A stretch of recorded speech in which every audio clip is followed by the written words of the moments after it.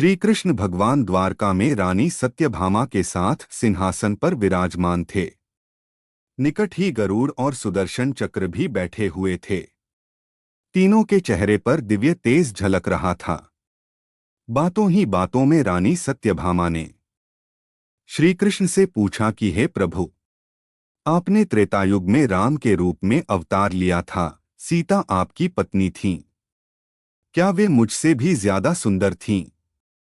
क्योंकि सत्यभामा को अपने रूप के ऊपर ज्यादा ही अभिमान था, द्वारकाधीश समझ गए कि सत्यभामा को अपने रूप का अभिमान हो गया है। तभी गरुड़ देव ने कहा कि भगवान, क्या दुनिया में मुझसे भी ज्यादा तेज गति से कोई उड़ सकता है?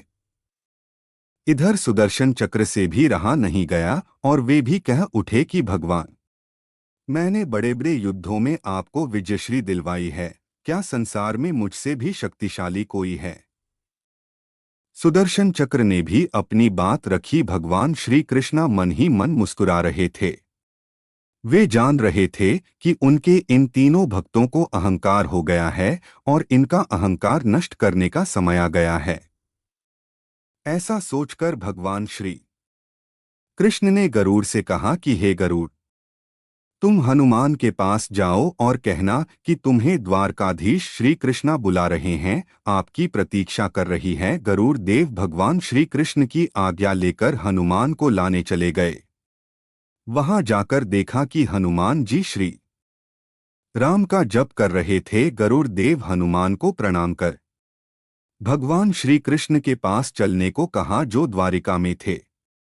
हनुमान जी ने बोला, मैं कोई द्वारकाधीश को नहीं जानता, मैं तो सिर्फ एक ही को जानता हूं, वो है मेरे प्रभु श्री राम। को गरुड़ देव को गुस्सा आ गया।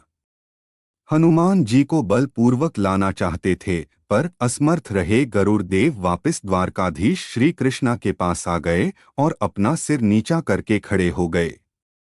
फिर जाकर सत्यभामा बोली, आपका यह सेवक तो बहुत उदिंदित निकला। फिर जाकर श्री कृष्ण बोले, गलती मेरी है, मैंने ही गरुड़ देव को यह नहीं कहा। आपका इंतजार आपके श्री राम कर रहे हैं, फिर देखना कैसे नहीं आते हैं, और अगर नहीं आए तो गरुड़ देव तो बलपूर्वक लेकर आ जाना, ठीक है? इधर श्री कृष्ण ने रुक्मणी से कहा कि देवी, आप सीता के रूप में तैयार हो जाएं, और स्वयं द्वारकाधीश ने राम का रूप धारण कर लिया। मधुसूदन ने सुदर्शन चक्र को आज्ञा देते हुए कहा कि तुम महल के प्रवेश द्वार पर पहरा दो और ध्यान रहे कि मेरी आज्ञा के बिना महल में कोई प्रवेश न करे। भगवान की आज्ञा पाकर चक्र महल के प्रवेश द्वार पर तैनात हो गए। गरुड़ ने हनुमान के पास पहुंचकर कहा कि हे वानरश्रेष्ठ, भगवान राम माता सीता के साथ द्वारका में आपसे मिलने के लिए प्रतीक्षा कर रहे हैं। आप मेरे साथ चलें। मैं आपको अपनी पीठ पर बैठाकर शीघ्र ही वहां ले जाऊंगा। हनुमान ने विनयपूर्वक गरुड़ से कहा, आप चलिए, मैं आता हूं।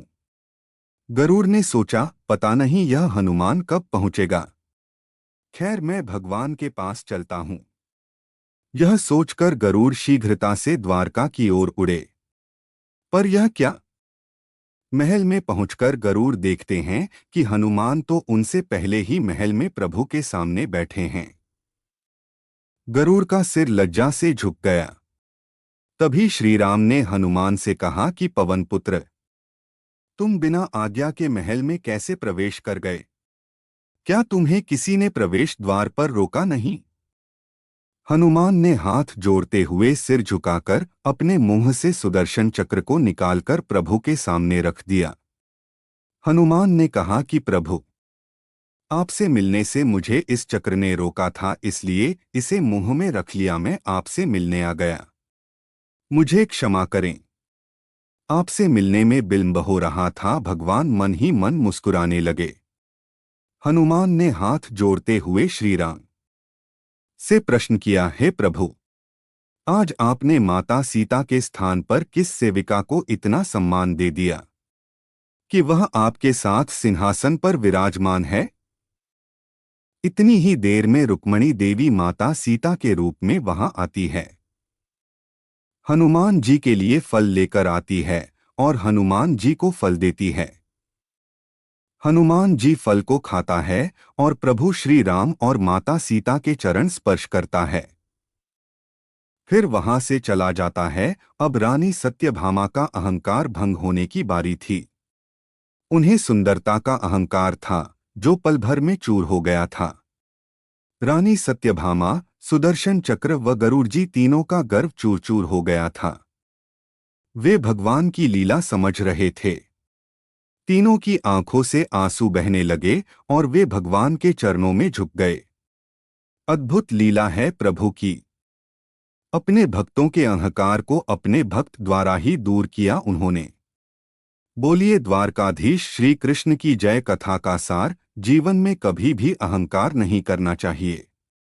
जरूरी नहीं है कि आज जो आपके पास है वह कल भी होगा। अपने अंदर जरा सा भी अगर अहंकार आने लगे तो स्वयं ठाकुर जी हमसे दूर हो जाते हैं।